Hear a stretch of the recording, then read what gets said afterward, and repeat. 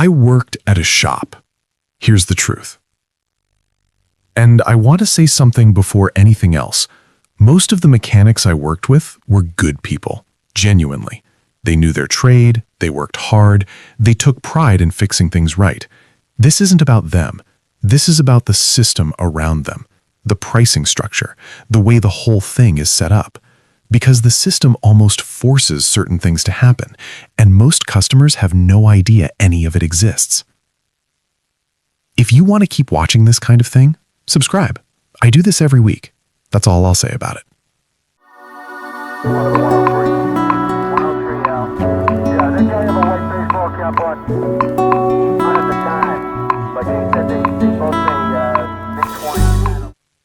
Here's what I want you to stick around for specifically: the diagnostic fee.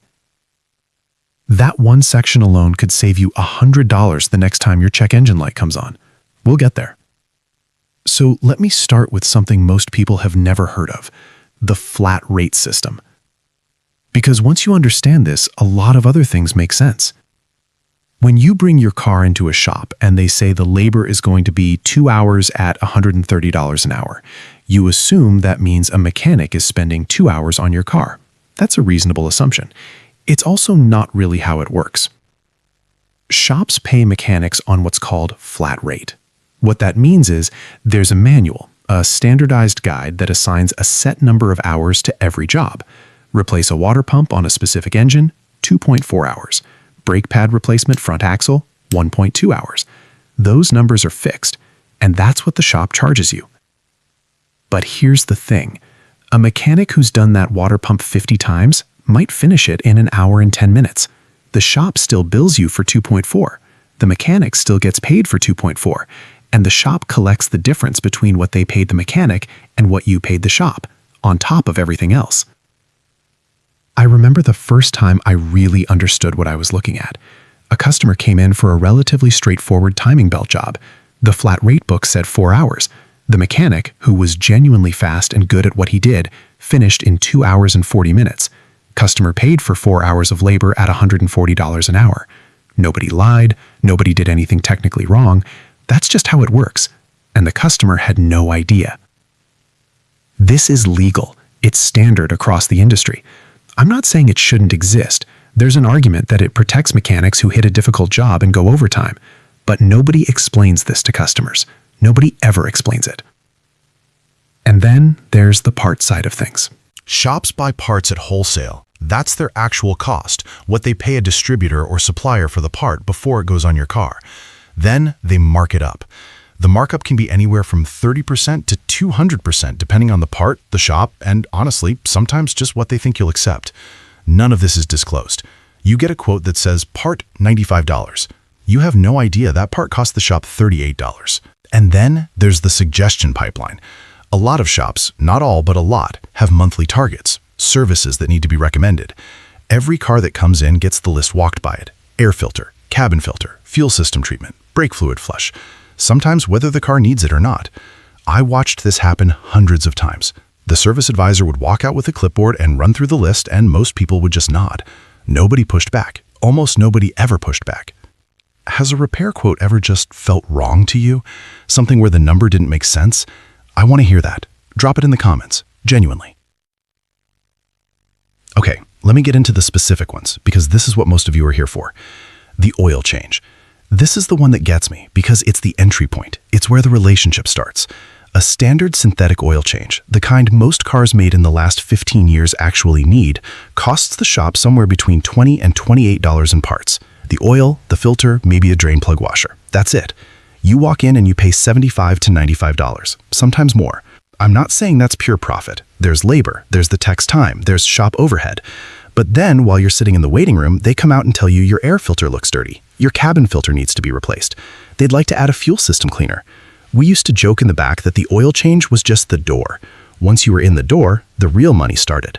The air filter one, that's coming up in just a minute, and it genuinely surprised me even working there. Brake pads. Here's what the shop pays wholesale for a set of quality pads on a standard front axle: $25 to $45.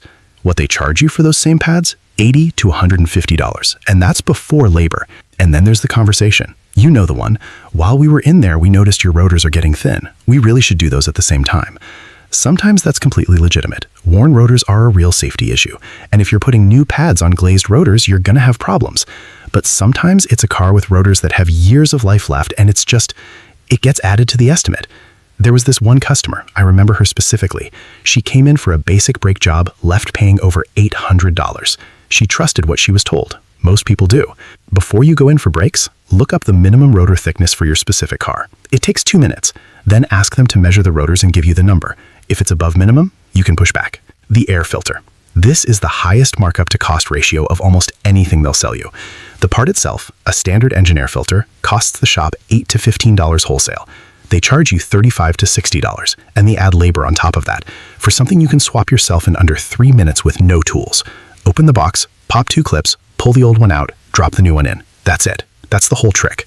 The cabin air filter is the same story, sometimes worse. $10 wholesale, $50 on your invoice. I want to be clear. I quoted these prices myself, many times. I'm not standing here pretending I had clean hands in all of this. That's part of why I wanted to make this video. The coolant flush. This one is interesting because it's a service that is sometimes genuinely necessary and sometimes absolutely isn't. Your coolant does degrade over time. It becomes acidic, it loses its protective properties. If you're at 100,000 miles or 5 or 6 years without a flush, there's a real argument for doing it. The materials cost the shop $15 to $25. They charge you $100 to $150. That math is what it is. But here's what I watched happen constantly. The flush getting recommended to cars that had fresh coolant, cars that came in 6 months after their last flush. It got added to the list because it's on the list. Ask your shop when your coolant was last serviced and what your manufacturer's recommended interval is. Look it up yourself first. It's in your owner's manual. Now, the diagnostic fee. Stay with me here because this one matters. Your check engine light comes on. You go to a shop. They plug in a scanner. It takes about 45 seconds, and they charge you $75 to $150 for that. Sometimes they call it a diagnostic fee. Sometimes it's buried in a different line. The scanner they're using costs anywhere from $20 to a few $100s to buy. The actual time spent is less than a minute in most cases. Here's the free alternative almost nobody uses. AutoZone, O'Reilly, Advance Auto Parts. Walk in with your car, tell them your check engine light is on. They will plug in a scanner and read the codes for free. Walk out with the exact code, P0420, P0171, whatever it is. Then you can look it up, understand what it means, and walk into the shop already knowing what you're dealing with. You do not have to pay $130 to find out what the light means. I want to give you the one question that changes everything when you're sitting across from a service advisor. We'll get there in a minute. The battery. Wholesale cost on a standard replacement battery for most cars, $60 to $90. What the shop charges you, $150 to $220, plus installation labor. Sometimes there's a core charge on top. Here's what I do before agreeing to a battery replacement anywhere. Get the battery tested first.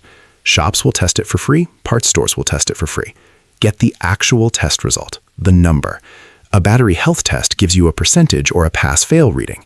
If a shop tells you your battery needs replacing but won't show you the test result, that's a conversation worth having.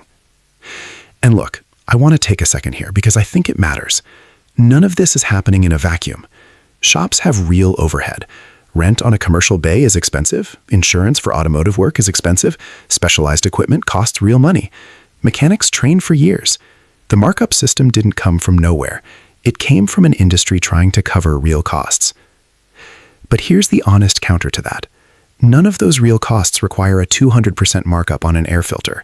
None of them require selling a coolant flush to a car that just had one. The system has drifted past covering costs into something else. And knowing that, knowing where the line is what protects you. If this is landing for you, hit like. Not because of some arbitrary number, but because other people are going to sit in that waiting room next week and approve things they didn't need. And if this video reaches them first, that matters. That's genuinely the reason. So here's how you protect yourself. And this is practical, just things I'd tell a friend. Always ask for an itemized estimate before you approve anything. Every line item, part number, part cost, labor hours, labor rate, separate, not a lump sum. And then ask this specific question. Can you give me the part number so I can look it up? You don't have to actually look it up, just ask. I watched what happened when customers asked that question. The conversation changed. Prices suddenly became more negotiable. That question, more than anything else, signals that you know what you're looking at. Call one other shop for a quote. Just one. It takes 3 minutes. The difference is sometimes $40, sometimes it's $180. You won't know until you ask. For anything over $200, ask if they'll install a part you supply. Some shops won't, and the ones that refuse are usually the ones most dependent on parts markup to make their numbers work. That answer tells you something. What car are you driving, by the way? Drop it below. Some of these markups vary pretty wildly by make and model, and I'm genuinely curious what people are doing with out there. For the things you can actually do yourself, oil changes, air filters, brake pads, we have videos on all of those on this channel. Links are in the description. I'm not going to oversell it. Watch them, see if it's something you're comfortable with. Even one of those a year is real money back in your pocket. And for that free diagnostic, AutoZone, O'Reilly, Advance Auto Parts. Free. Walk in, that's it. We do this every week. Different topic, same idea. Give you the information you actually need. Subscribe if that's useful to you. I want to know what's happened to you. A repair that felt off, a number that didn't add up. Drop it in the comments. I read them. And honestly, some of what people shared on there is more useful than anything in the video itself. Next video, I'm going into exactly how to negotiate with a shop once you have the estimate in your hand, because knowing the markup is step 1. Knowing what to actually say about it is step 2. That's coming next week. Your car doesn't cost as much to maintain as they want you to think. Remember that next time you're sitting in that waiting room.